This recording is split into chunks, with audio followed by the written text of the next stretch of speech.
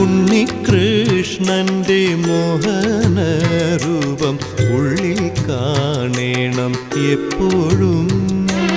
ഉള്ളിൻ്റെ ഉള്ളിൽ വാഴും കണ്ണന്റെ സുന്ദര സ്വരം കേൾക്കണം. ഉണ്ണികൃഷ്ണന്റെ മോഹനരൂപം ഉള്ളിൽ കാണേണം എപ്പോഴും. ഉള്ളിൻ്റെ ഉള്ളിൽ വാഴും കണ്ണന്റെ സുന്ദര സ്വരം കേൾക്കണം. ഉണ്ണികൃഷ്ണന്റെ മോഹനരൂപം ഉള്ളിൽ കാണേണം എപ്പോഴും.